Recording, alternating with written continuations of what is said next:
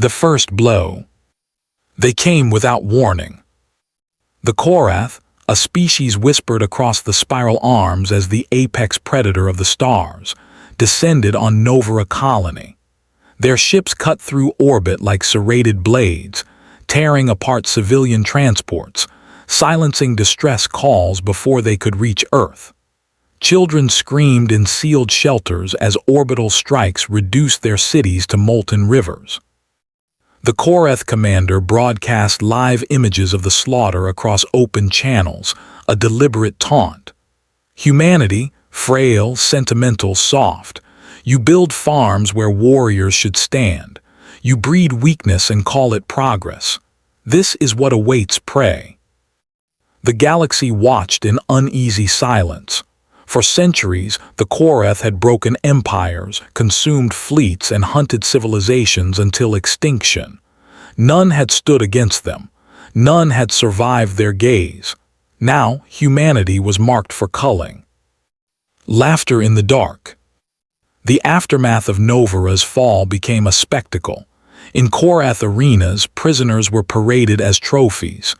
Human envoys were executed publicly, their pleas mocked as cowardice. Across the galaxy, neutral worlds whispered, Earth will fall next. The predators will feed. The Korath feasted on their own arrogance. They called humans soy leaders, milk drinkers, and prey beasts. Their warlords wagered how many weeks Earth would last once the horde arrived. But there was one mistake. One miscalculation. The Korath assumed Earth was like every other victim, divided, unprepared, unwilling to bloody the stars. They did not understand patience. They did not understand the weight of restraint. And above all, they did not understand that humanity never forgets a wound. Silence before the storm. For 3 weeks, Earth's response was quiet. Too quiet. Some alien powers believed the humans had accepted their fate.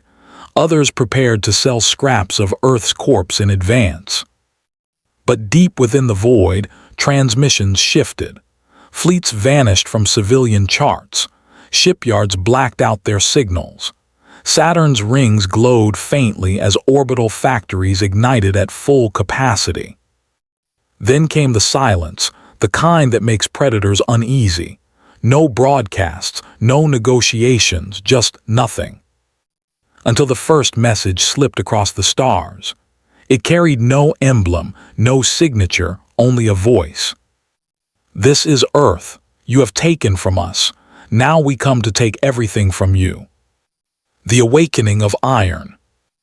They emerged from hyperspace like an eclipse, dreadnoughts larger than cities, their hulls blacker than void, bristling with weapons older powers swore were myths. Entire fleets coalesced, thousands of ships in precise formation, their drives roaring like the heartbeat of vengeance itself. Alien traders on distant stations froze as human armadas swept past. The sheer scale shattered disbelief. Earth had hidden fleets, not dozens, but hundreds of thousands of warships, each forged in silence, waiting for a day like this. Channels erupted with panic. The galaxy had misjudged. This was not prey rising in desperation. This was a predator older than fear, revealing its fangs at last. The shattering of worlds. The first Korath fleet never even fired. Humanity's opening strike erased them. Orbital bombardments burned across their staging grounds, while rail cannons hurled projectiles at relativistic speeds, splitting cruisers like paper. Human drop troops descended on predator strongholds. They moved like storms, relentless and efficient. Plasma burned, steel tore, and for the first time in memory, Korath soldiers broke ranks, not from orders but from terror. Comms across the galaxy filled with a phrase that would not die. They are coming, the humans are coming.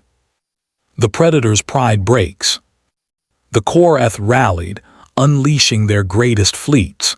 They filled the stars with warships, black wings stretching across entire sectors.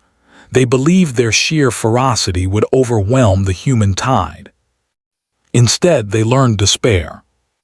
Human formations moved with chilling precision, dreadnoughts forming walls of steel while carrier groups unleashed swarms of automated fighters. Nuclear fire lit the void, not in desperation, but in orchestration, a symphony of annihilation. In one system, a single human battleship held against 8 Predator warfleets. Survivors swore the ship did not retreat, did not waver, did not yield. Its guns roared until silence fell, leaving only drifting debris and broken Predators fleeing into the void. Bowing to the unthinkable. On the blood-red plains of Drosk Prime, the Korath High Alpha, the fiercest Predator in the galaxy, a warlord who had slaughtered civilizations, stood face-to-face with a human general. The battlefield behind them was ash. Entire legions of Korath lay dead, their banners trampled beneath human boots. Above, human dreadnoughts blotted out the sun. The High Alpha dropped its weapon, its claws scraped the dirt, and slowly, unthinkably it bowed, not from respect, not from ritual, but from the ancient instinct burned into every Predator's marrow, the instinct to submit when facing something greater. The galaxy trembled at the image. The fiercest Predator had bent its head to a human. The aftermath of fire. The war ended not with treaties but with silence. The Korath Empire lay in ruins, its fleets reduced to drifting carcasses, its rulers executed or vanished. Survivors whispered in the ruins of their arenas. The phrase spread like wildfire across neutral worlds, across enemy strongholds, across every shadowed corner of the stars. Never provoke Earth again. The galaxy learned a truth that day. Humanity's patience is vast, their silence long, their mercy enduring. But when that patience ends, their vengeance is infinite. The whispered fear. Now, whenever a child of another species dares to mock humanity, elders hush them with a story. Of Novara burning, of the Predator's laughter, of the silence that followed, and of the day dreadnoughts darkened suns. They whisper the image of a Predator bowing, claws pressed to dirt before a human. And in that whisper lies fear, not of death, but of awakening Earth's wrath once more.